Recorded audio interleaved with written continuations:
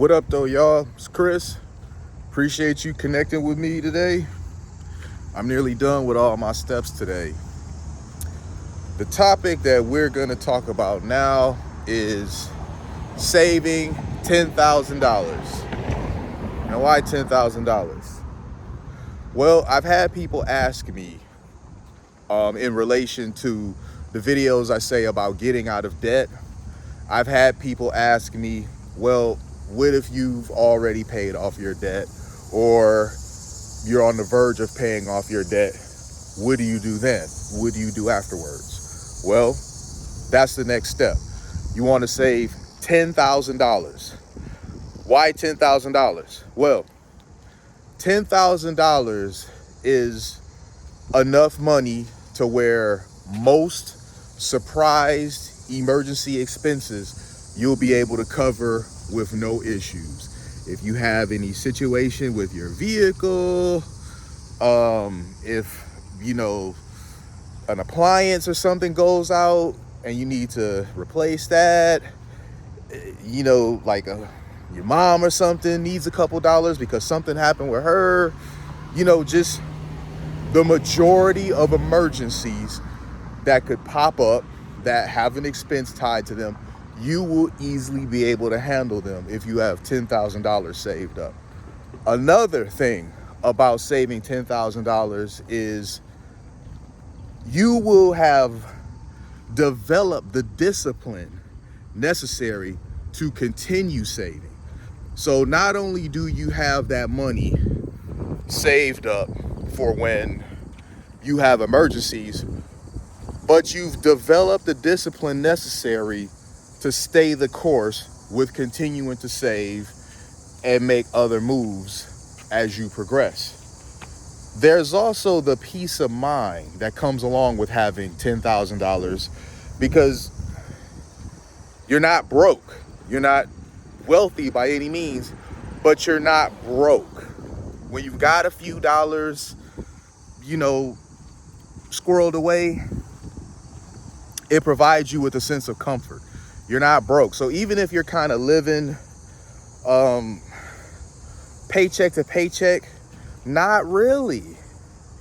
You're living paycheck to paycheck intentionally because you're taking your paycheck, you're paying your bills, you're taking some money and you're squirreling that away, and you're using the rest of the money for, maybe a few comforts here and there. You like your Netflix, you like to buy a couple games, so even though by the time your next paycheck comes around, you're broke, you're not really though, because you've been putting money aside. So there is a comfort that comes along with that, knowing you really aren't broke. So when you have $10,000 saved away, in my opinion, that's the gateway to being able to do other things. If you've got a high yield savings account, you can have the $10,000 in there earning interest passively. If you want to invest in index funds or EFTs, $10,000 to start with isn't bad. Of course, I'm going to tell you that even though I like index funds and EFTs, I'm not going to just say dump your money in there. I'm going to tell you, do your own research first. And then if it sounds good to you, which I believe that it will, watch a few YouTube videos of people that are, really into this sort of stuff, because I'm into it, but I'm not going to do as good of a job breaking it down as some of these other guys that do the finance channels. So I recommend you watch a few of those, really break down the way you go about investing into EFTs and why you should. Same thing with index funds, and make your decision from there. So even though I like them, I'm not going to just flat out tell you do it. You guys probably would do it anyway because you trust my word, but I still would prefer you arm yourself with this information and make a sound, informed decision rather than take my word for it. I appreciate that you trust my word enough to do it, but again, I like it better when you guys have the information yourself, when you're armed with that, and you can make sound, informed decisions. So $10,000, things really change for you. Again, as I said, it's not FU money by any means. You're not rich by any means, but it does give you the first feeling of comfort of, hey, I'm not broke. I'm doing okay. Most people, according to the information, most people don't even have $1,000 in their savings account. So if you just had $1,000 saved up, you would already be ahead of most people right now. So if you have $10,000 saved up, you're really killing it, right? You are overachieving, when you're comparing yourself to your average person. You're running circles around them. So I highly recommend that for those of you that aren't in debt, for those of you looking to make the next step, where do I go from here? Yes, save up $10,000. If you don't have $10,000, you need to really start working on that. And once you have that, then you can look into places to put it that are going to earn interest. And don't touch it if you can avoid touching it. The reason why I say don't touch it is because, let's say hypothetically you're investing in index funds. You put in, it earns interest. You put in some more, it earns interest. What ends up happening is not only does the principal earn interest, but the interest then begins to earn interest, which is called compound interest. And that's what you want. If you touch that money, the principal, and pull something out, what ends up happening is you throw off the compound interest.